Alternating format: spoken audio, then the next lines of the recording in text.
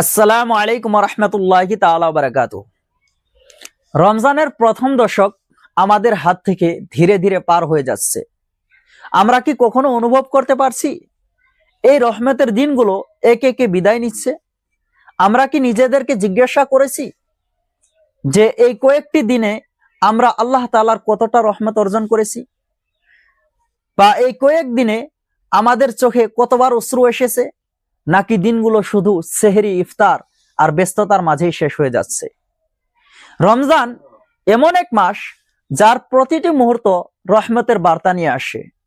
আর সবচেয়ে খুশির বিষয় হলো এ মাসের প্রথম 10 দিন রহমতের বিশেষ বর্ষণকাল। রাসূলুল্লাহ সাল্লাল্লাহু তাআলা আলাইহি ওয়াসাল্লাম বলেছেন, হুয়া শাহরুন আউয়ালুহু রাহমাতুন ওয়া আওসাতুহু মাগফিরাহ ওয়া আখিরুহু ইতকুম মিনান নার। অর্থাৎ এটি এমন একটি মাস যার প্রথম অংশ রহমত, মধ্যভাগ মাগফিরাত এবং শেষাংশ জাহান্নাম থেকে নেজাত।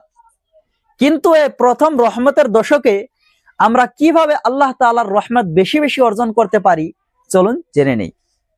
যেহেতু এটি রহমতের সময়, তাই আমাদের আমলও হতে হবে রহমতের সাথে খাপ খাওয়ানো।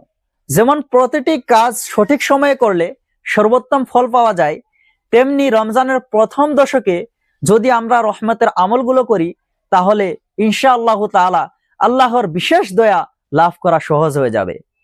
তাই এই প্রথম দশকে আমরা ওইগুলো তসবিহ পড়তে পারি যেগুলো তসবিতে আল্লাহ তাআলার রহমতের ঝলক পাওয়া যায়। যেমন আল্লাহ তাআলার দয়াময় নামগুলো হৃদয়ে ধারণ করে সব সময় জপা। যেমন আর রহমান ওয়াসিম দয়ালু, আর রহিম পরম করুণাময়, আল ওয়াদুদ প্রেমময়, আর রউফ স্নেহশীল, আল করিম মহান দাতা, আল লতিফ সূক্ষ্ম করুণাময়, আল মুজিব দোয়া কবুলকারী, আর রাজ্জাক রিজিক দানকারী, আল হাদি পথ প্রদর্শক, আন নাসির সাহায্যকারী, আল হান্নান ওয়াল মান্নান অপরিসীম দয়ার অধিকারী ইত্যাদি। এছাড়াও নিঃশব্দে চোখের পানি ফেলে বেশি বেশি করে ইস্তিগফার এবং দুরূদ শরীফ পড়তে হবে। আর শুধু এই তসবিহ পড়লেই কিংবা নাম উচ্চারণ করলেই হবে না, আমাদের চরিত্রে এই গুণগুলো ফুটিয়ে তুলতে হবে। আমি যদি আল্লাহ তাআলার রহমত চাই, তবে আমাকেও রহমতশীল হতে হবে। রাসূলুল্লাহ সাল্লাল্লাহু তাআলা আলাইহি ওয়াসাল্লাম বলেছেন, আর রাহিমুনা ইয়ারহামুহুমুর রহমান ইরহামু মান ফিল আরদি ইয়ারহামুকুম মান ফিস সামা। যারা দয়ালু, পরম দয়ালু আল্লাহ তাআলা তাদের প্রতি দয়া করেন। তোমরা পৃথিবীর মানুষের প্রতি দয়া করো, তাহলে আসমানের অধিপতি তোমাদের প্রতি দয়া করবে।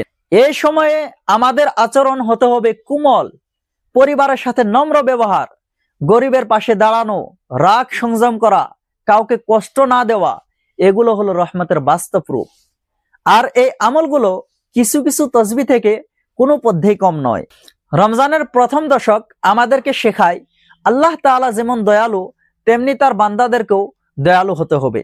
যদি এই কয়েকটি দিন আমরা অন্তরকে নরম করতে পারি, আল্লাহ তাআলার নামগুলোকে হৃদয়ে ধারণ করতে পারি, মানুষের প্রতি ভালোবাসা বাড়াতে পারি, তাহলে ইনশাআল্লাহ তাআলা পুরো রমজানে, পুরো সৈয়দুশ শুহরে, আর রমজানকে কেন সৈয়দুশ শুহর বলা হয়, উপরে দেওয়া আই বাটনে ক্লিক করে ভিডিওটি দেখে নিতে পারেন।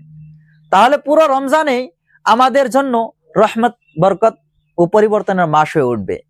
আল্লাহ তাআলা আমাদের সবাইকে রমজানের এই রহমতের দশক যথাযথভাবে কাজে লাগানোর জন্য তৌফিক দান করুক, আমিন। ভিডিওটি উপকারী মনে হলে একটি লাইক দিয়ে শেয়ার করে অন্যদেরকেও জানার সুযোগ করে